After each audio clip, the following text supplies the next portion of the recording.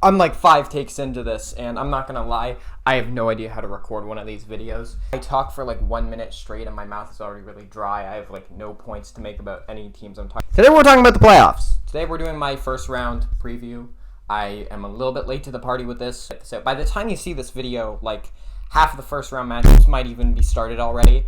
So that's not super great, but other than that, I mean, we've got a lot to talk about. We're going to start in the Western Conference and just work our way down as I'm looking at it on my computer. If you're new here, by the way, welcome in. If you're here from shorts, welcome back. If you're here from before I started doing the shorts, thank you. Obviously like, subscribe. We've got the Twitch links down below. We've got the Discord, which has a couple members now, links down below. So if you want to help build whatever this is, just follow those up. They're all down in the description, and let's just get right into this. All right, we got to start with a little bit of a shitty series. We got to start with OKC New Orleans. New Orleans has no Zion, so honestly, I don't really think they stand a chance in this series. They've got JV on the inside, who's going to be a really tricky matchup for Chet Holmgren. New Orleans has been trying to run small a lot with Larry Nance in the past couple months. They kind of play JV out for like the first 10 minutes of the game, and then they kind of just go Larry like 2 through 4. But they haven't really been doing that. They didn't do that last night rather, when Zion was out, because they need size if they're not, like, they don't really care if the paint's clogged if he's not there, and they can use JV's size. He's a good scorer, even though he's like slow-footed as all hell. He's just a big body, so he's not a horrible defensive player. OKC is kind of just going to dice them up on the perimeter, though, I think. They've got too many guards who are too quick. They've got a ton of depth. They've got a ton of shooting. And Herb Jones is probably going to be stretched really thin, having to guard so many versatile wings. I think if Brandon Ingram and CJ step up their defensive intensity a little bit, if Trey Murphy has a big series, I actually think they could push this to 6 games. And if Zion comes back for Game 7, if they were to go to a Game 7, I think it would be really close. But I think in all likelihood, I gotta pick OKC in 5 in this one. Shea is just a ridiculous interior scorer. They don't really have a lot of great interior defensive threats, especially vertically. Maybe you use Herb Jones as like a weak side defender, kind of like the way the Nuggets used Michael Porter Jr. I'm going to go OKC in 5 here, though. I love their depth. I love their coaching. I just think the Zion injury kind of cucks this team, even though New Orleans has amazing depth as well. They have so many fun role players, so many exciting role players. Dyson Daniels is a great defender. Najee Marshall brings a lot of energy, and he just kind of screws shit up when he gets in the game. Jose Alvarado sort of increases the pace of their offense. So, yeah, I like the Pelicans, but if Zion's not playing, I'm taking OKC in 5, maybe 6 games, depending on how awesome New Orleans' defense looked. Moving on, we've got the Clippers, the Mavericks. This is what a lot of people are penciling in as, like, the series in the first round.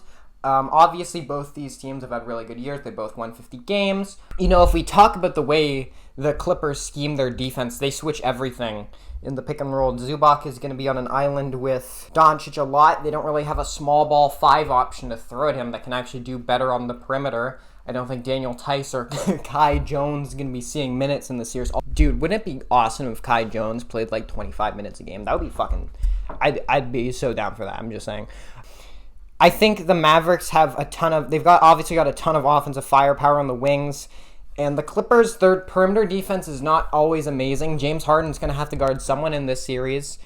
They can probably stick him in the corner on someone like Derek Jones, or put him on, Tim Hardaway's been pretty bad for a couple months now, so he'll get to guard a lot of Tim Hardaway. But Doncic and Irving are a handful on the perimeter, and I don't know if they have the defensive pieces to keep up with them. I'm just thinking, like, Kawhi or PG is going to have to guard one of those two, and I don't think they're going to slow down. They can slow down Luka, but they're not going to stop him. He turns Daniel Gafford into a ridiculous nuclear weapon, missile, fucking lob target thing around the basket. So Daniel Gafford is going to be like a really big weapon for them in this series, especially, again, if the Clippers are just going to switch everything in the pick and roll.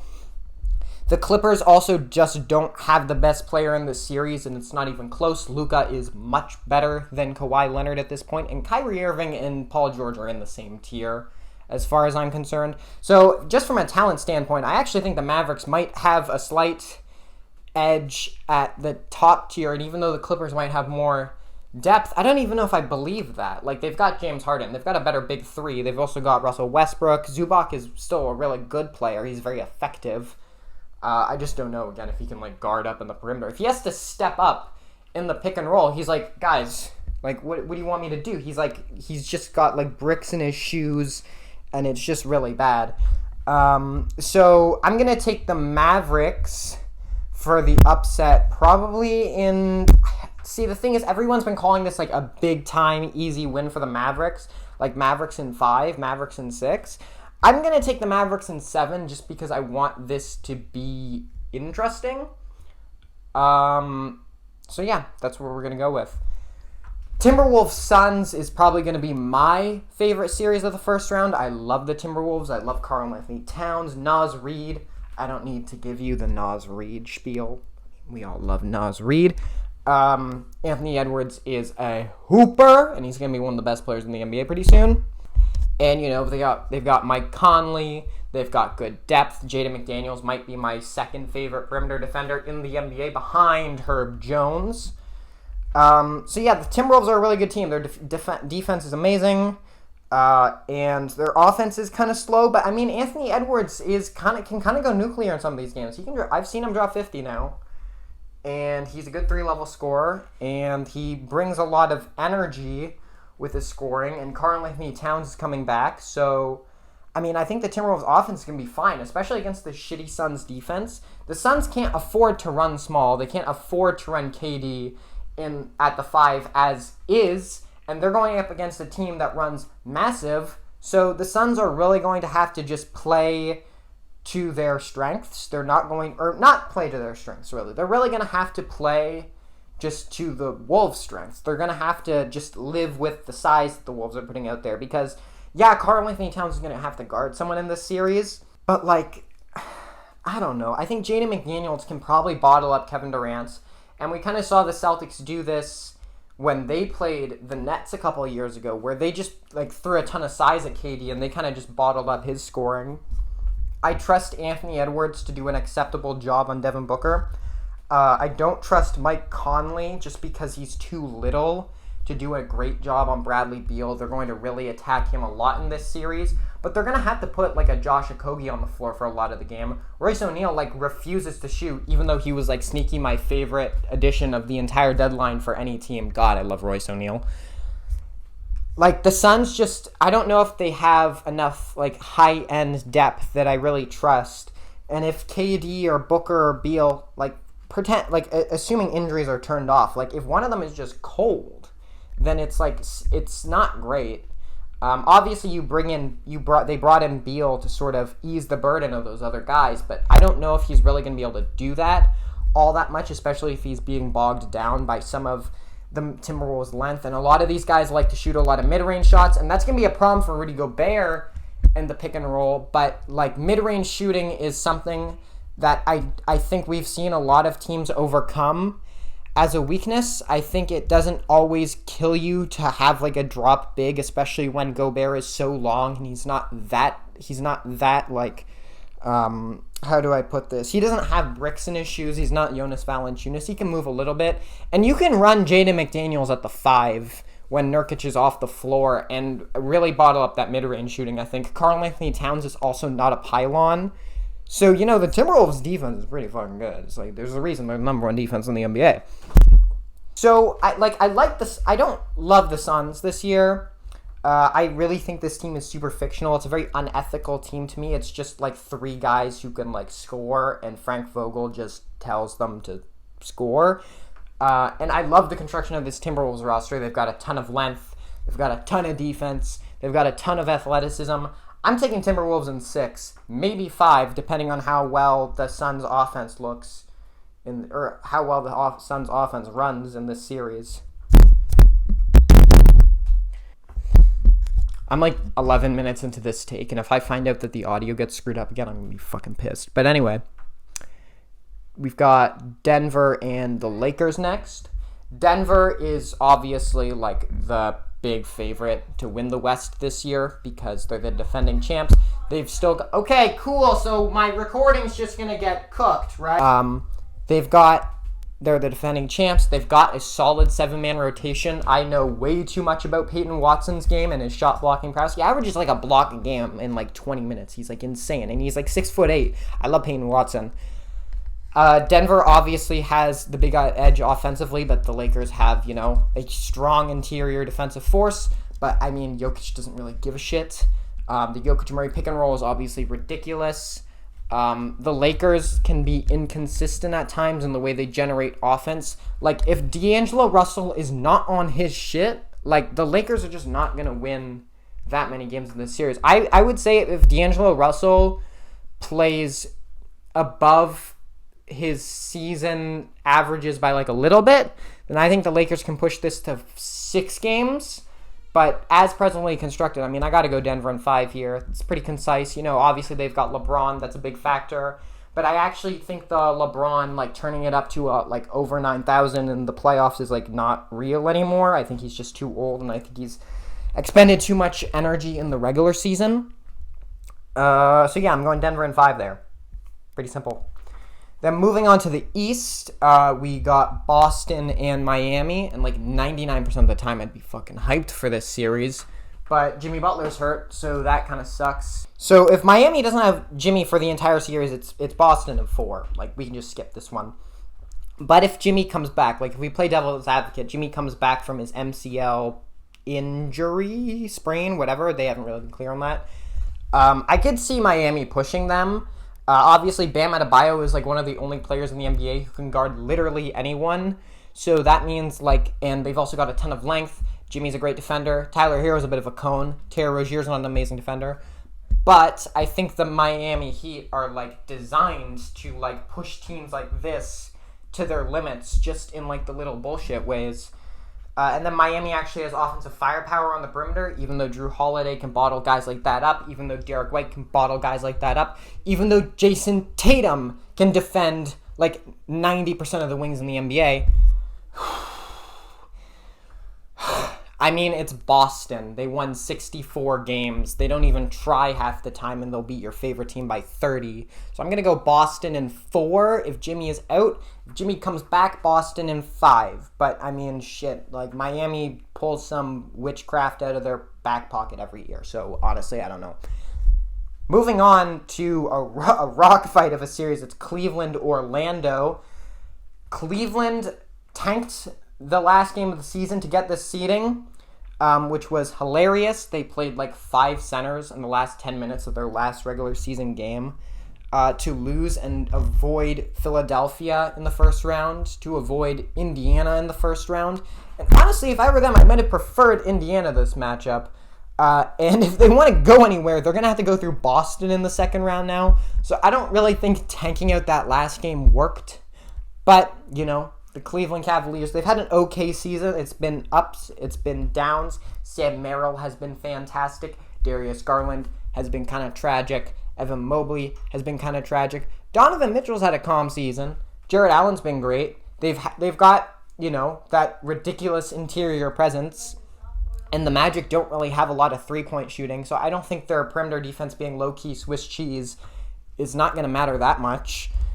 I mean, the Cavs have the experience by a little bit. I mean, really, a lot of these guys have still only been to 1 playoff series, and Evan Mobley has not really proven me anything positive this season.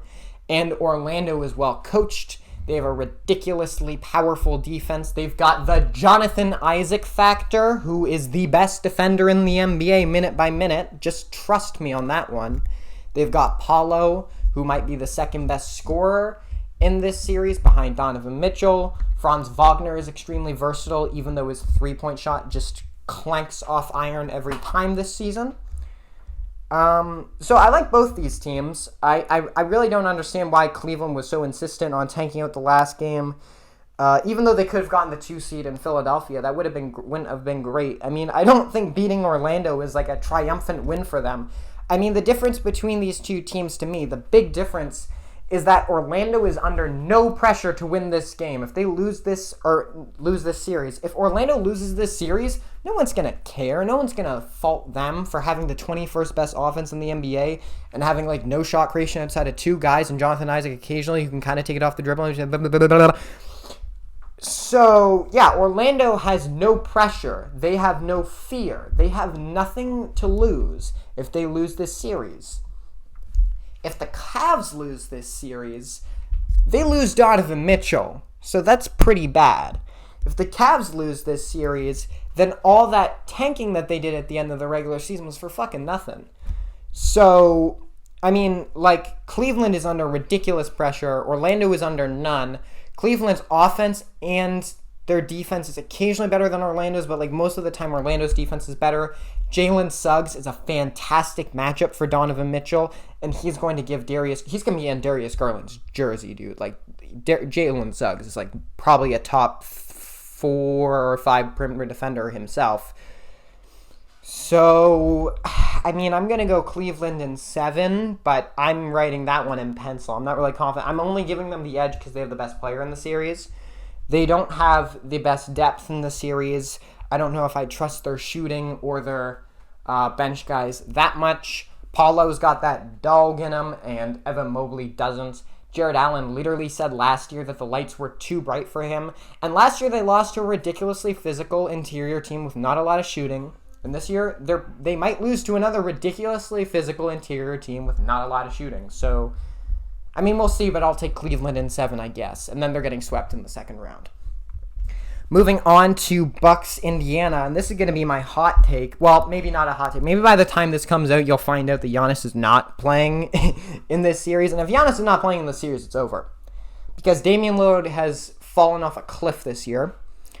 Chris Middleton has been in and out of the lineup too much to, I think, be like a massive contributing factor. I think he can help them. I think he can average 18 to 20 a game, but he is not going to completely flip the script if he's like any better than that, especially if Giannis is out. Actually, well, I mean, in the later rounds, Chris Middleton being good is going to help then. But really, what this year is going to come down to is that Damian Lillard is just not as good as he used to be. He's not a big game hunter. The Pacers don't have a great matchup for him. I think Aaron Nesmith can do an okay job. I think even if you switch Pascal Siakam or Miles Turner onto him, it's not completely over. He just doesn't have that high-tier athleticism that he used to have. So, I don't know. I don't really trust Dame to carry the... Jeez! So, yeah, if with no Giannis, the Bucks offense doesn't sing in the same way. They can't run the Giannis-Dame pick and roll, which they don't really run that much anyway. They don't run it nearly as much as they should in a lot of these games. Tyrese Halliburton has not looked the same in the second half of the season. Ever since that hamstring injury, he has just looked slower. His jump shot is less effective. His playmaking has been worse. So that's not great. But, I mean, if Tyrese Halliburton can match Dame's production, which I think is achievable, like, relatively speaking, I mean, the Bucks' defense is really not that amazing. It's been better under Doc, but Giannis is, he's a pretty big reason why their defense is any good in the first place. And Brook Lopez is not amazing every night. He's pretty inconsistent from 3. Like, Splash Mountain is, like, really on and off at this point. Sometimes he'll give you 6 threes. Sometimes he'll go 0 for 9.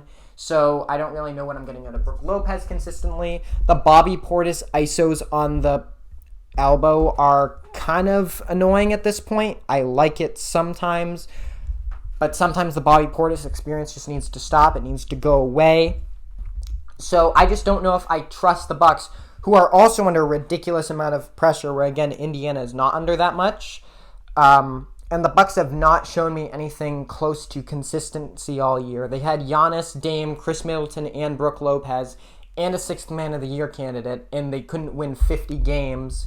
And Indiana scrapped together, like, a roster of, like, children and Pascal Siakam, and they won, like, 46. I'm going to go Indiana in 6 if Giannis doesn't play. If Giannis does play, I'm going Milwaukee in 6. So it's going to completely flip either way. I'm assuming Giannis will play in Game 6 either way. So it might actually be Indiana in 5 if they win. or Indiana in 7 if Giannis comes back late. I just don't know. Like, Giannis might rush back, and he might. Well, Giannis is a superhuman though, so like him rushing back is not really like that's not real. I'm sure he'll be fine whenever he does come back. So I'm going to go with Indiana. It doesn't really matter because whoever runs into Boston is in the conference finals is just going to fucking lose. So, yeah, we're going to go with the Pacers in 6, even though that upsets me and Giannis is really good. If Giannis does play, though, if Giannis does play game 3 through 7, I'll take the Bucks in 6 or 7. But moving on, last but not least, we've got Philadelphia and New York. This has run way too long, this recording. We're 22 minutes in, and I've covered not even 10 matchups. I've covered 8 different matchups. But Philadelphia and New York is cool. Joel Embiid is like sort of ramping up into game shape. Sometimes his cardio looks really bad, but I mean, like, what are you gonna expect from the guy? The Knicks like to play really physical inside. They've obviously got Jalen Brunson on the perimeter. Tyrese Maxey is going to have his work cut out for him, having to defend someone in this series. I think that's actually an underrated factor, that the Knicks can really hunt him in the pick and roll. And with Hartenstein being just so athletic, with having so much energy, I actually think Hartenstein's going to be a really big factor in this series because he'll be able to just outpace Embiid. He'll be able to just run that pick and roll so effectively with Brunson because he's so quick. And he's actually a pretty strong vertical threat. So I think Isaiah Hartenstein is sneaky a big player in this series. Obviously, Brunson is arguably the 5th best player in the NBA right now. He could make All-NBA first team. I don't know if he would make my first team. I'll probably drop that video sometime this week. And, you know, the Knicks have a lot of high-end role players. They've got DiVincenzo. They've got Josh Hart. So, yeah, I mean, the Knicks have just a lot of depth. They don't have Julius Randle, which is a big deal, and I just think their high-end scoring presence is really lacking, especially if Bogdanovic and Alec Burks are not always going to be super effective. But I mean, you know, I still like this Knicks roster. They've got a ton of depth. They've managed to they treaded water to the 2nd seed without Randall. So I really don't think that loss is that bad, especially considering how horrible he is in the playoffs every year and how much he can hijack an offense when it really comes down to it. So I don't really think the Knicks are going to have an offensive issue. I think their defense is going to be phenomenal, but I'm going to pick the Sixers. Because, again, they've got that best player factor. Joel Embiid, if he is able to maintain his body well in this series, if they're not throwing too much physicality at him, like, constantly, I think he'll be able to handle Isaiah Hartenstein and Mitchell Robinson well, even though those guys will put in a lot of effort. Mitchell Robinson fouls like a motherfucker. Isaiah Hartenstein is kind of susceptible to that as well sometimes. So I think Embiid is going to eat in this series. He's not usually a playoff riser, but this is where I'm anticipating him rising to the occasion because this season he just looked so dominant when he was healthy, and I think he's going to probably be okay health-wise by the end of the year. So, yeah, I'm going to take Philadelphia in 7. It's going to be a tough 7 games, and I think New York could very easily win this series. I'm kind of doing a homer thing because I think the Knicks, I just like the Sixers more. I love Tyrese Maxey. I love Joel Embiid. It's like maybe my favorite duo in the NBA. So I'm going to go with the Sixers. But the Knicks could totally swing this series. Their perimeter defense is awesome. Dante DiVincenzo has been amazing. Josh Hart brings a ton of energy. So, you know, it's close. Oh, I didn't even mention Miles McBride. Miles McBride, he's fantastic too. So, yeah, I guess we'll find out. But I'm going to take Philadelphia in that series. I think that's going to do it, though. We ran a little bit long on this one. Thank you if you Thank you if you stayed all the way through and if you watched the full thing. I really appreciate it. A like, a subscription, that really helps me. So if you want to do any of that, like and subscribe, that really helps. You know the drill. We've got the Discord, we've got the Twitch links down below. So if you want to join those communities, build them up. I think we're almost at 80 followers on Twitch, and the Discord has like 2. So maybe we can bump those numbers up, actually get a Discord community going. But that's going to do it for me. If you have any video ideas, leave them in the comment section below, and I will catch you guys in the next one. Peace.